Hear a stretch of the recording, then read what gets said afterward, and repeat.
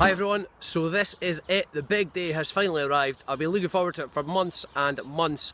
It's the Madrid derby and I've got a ticket. That's it, Alcorcón against Getafe. I've learned my lesson from my last ill-fated trip to Alcorcón. I headed down there earlier this week, fought my way through the crowds, queued for hours and hours to get my hands on one of these tickets, which have been going like gold dust. So let me start by telling you a little bit about the town/city of Alcorcón. It's in the southwest of the Madrid metropolitan area, about 13 kilometers from Madrid city centre. It's a place which has grown incredibly as Madrid has also expanded round about it. So in 1950, the population of Alcorcón was 759, and now it stands at approximately 170,000. So if it continues to grow at the same rate, your great-grandchildren will maybe be taking city breaks to Alcorcón, who knows. Alcorcón has hit the news a couple of times in recent years, at least in Spain in any case. There were plans for the Vegas gambling resort to be constructed in Alcorcón. Unfortunately those fell through, so I'm just going to have to continue working. And secondly, for the football team's Alcorconazo. Now this loosely translates as Massive Alcorcón and was the name given to Alcorcón's Copa del Rey victory against Real Madrid in October 2009. Now at the time, Alcorcón were playing in the Spanish 2nd Division B, which is the 3rd tier, and they thrashed Real Madrid, Manuel Pellegrini's Real Madrid, by 4-0, which was obviously a massive shock, one of the biggest in Spanish football history. Alvaro Arbeloa scored an own goal, which was much less of a shock. That was a Real Madrid team containing Raúl, Rafael van der Vaart, Karim Benzema, Guti. Cristiano Ronaldo had just signed for Real Madrid that summer, although he missed the game through injury, thankfully for him. Real Madrid were only able to win the return leg 1-0 in the Bernabeu, so they obviously went out 4-1 on aggregate, and Alcorcón went down in a blaze of glory, losing to the mighty Racing Santander in the very next round. Talk about peaking too soon. Now, given how small Alcorcón was until fairly recently, it's perhaps unsurprising that the football club wasn't founded until 1971. They were promoted to the Spanish 2nd Division for the first time in 2010, and they've been there ever since. They actually made the promotion playoffs a couple of times in 2012 and 2013, but they're currently in the midst of their worst ever Segunda season. They're sitting in 20th place out of 22. So that's third from bottom. They're a point adrift of safety, and they're actually in pretty poor form at the moment. They've lost 3 of their last 4 matches. They've won only 1 of the last 10. No team in the division has scored fewer goals. They've managed only 24 in 33 matches, and no team has picked up fewer points away from home. That was just 7 in 17 games. Their home form overall has actually been quite decent, and weirdly enough they've actually got the best defensive record at home, conceding only 9 goals, but there's been a recent deterioration in their home form. They've won only 2 of their last 9 matches at Estadio Santo Domingo, and that has caused them to tumble down the table. Today's opponents, Getafe, are obviously another Madrid-based team, so I'm hoping to get along there before the end of the season, and I think I'll tell you a bit more about them in detail when I do. Now, they were relegated at the end of last season from the top flight for the first time in their history. In fact, they spent 12 seasons in a row there. They are pushing for promotion back to La Primera División this time though, and a point today will take them into the playoff zone. A win would be enough to pull them level with Tenerife in 3rd spot, although the top 2 seem to be out of reach. That's the 2 automatic promotion places. Levante and Girona look to have that sewn up. So yeah, like a lot of teams in the 2nd Division, Getafe are much stronger at home than they are away from home. They've picked up just 15 of their 51 points on their travels. Their 2017 form has been pretty patchy to say the least, although they are unbeaten in their last 3 games, and they've kept 3 clean sheets in a row. They beat the runaway leaders Levante in their last match, so maybe they are coming back into form just at the right time. So I decided to come down a little bit early and head along to the ticket office to see what was going on there after the shambles the last time, and it looks like there might well be a similar situation in that there are no more tickets left for the visiting fans. Luckily they don't have as far to travel if they're going to be going home as those in Mallorca did, so that's one thing I guess they do have in their favour. So there's loads and loads of people hanging around outside the stadium. I think they're trying to get our hands on a ticket, and I can't believe how many English speakers there are. There are absolutely so many Americans hanging around outside. Who knew Alcorcón was such a massive draw? They've definitely come far and wide to see the mighty yellows in action. Anyway, I've just got inside the ground, going to head up to my seat.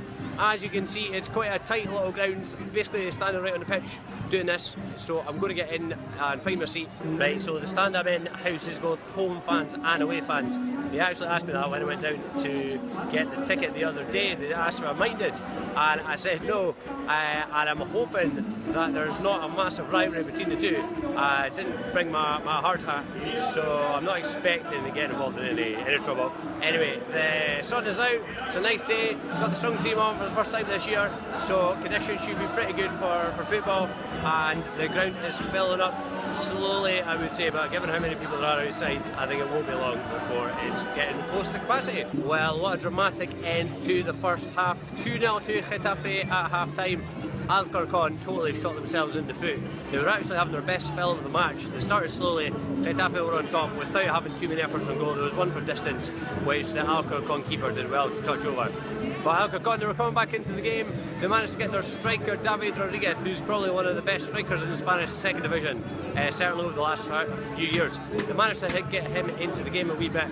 But then they went and scored 2 own goals right at the end. David Navarro and then Troppi both diving at the ball and diverting it past their own goalkeeper in the last few minutes of the first half.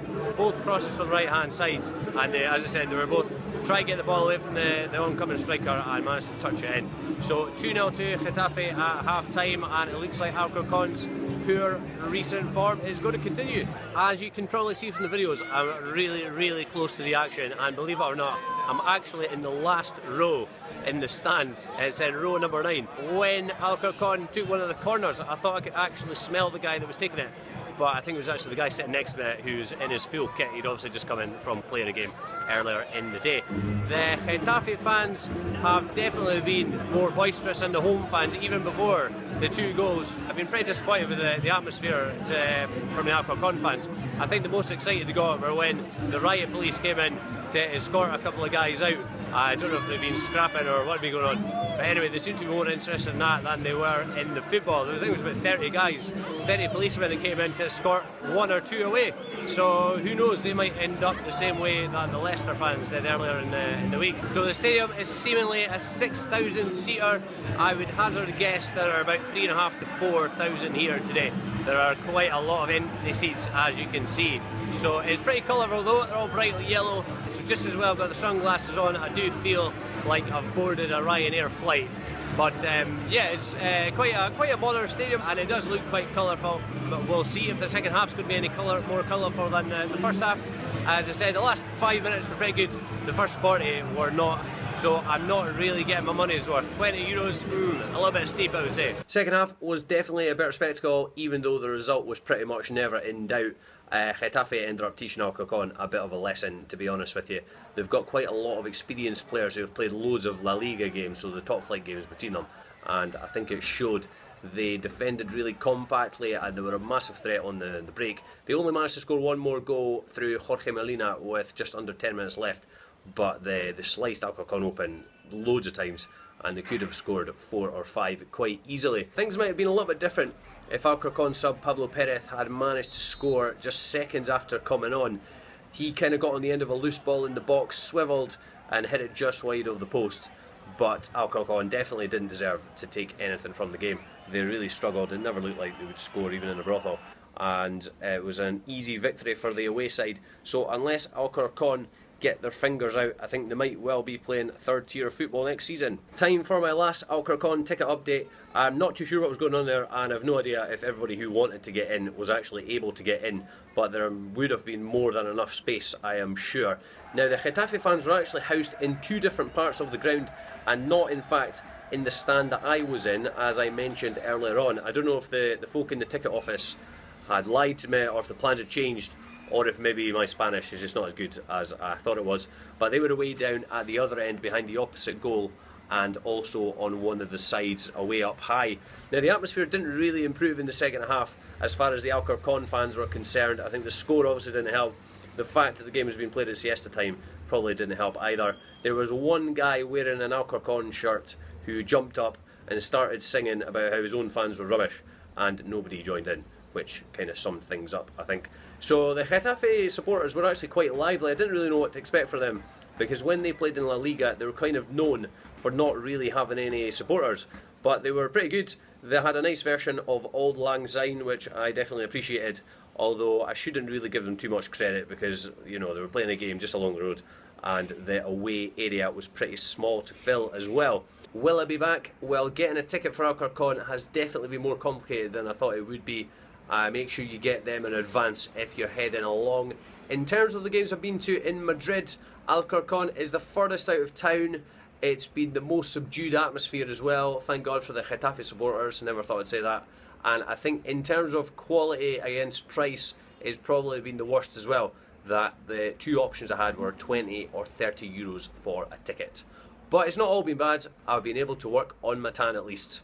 You can make your own jokes about that in the comments. See you all again soon. If you've liked what you've seen, please remember to like, comment and share on social media. You can find the team on tour on Facebook, Twitter and Instagram. Well, don't forget to subscribe to my YouTube channel where you'll find all of the Team on Tour's vlog entries. Thanks for watching.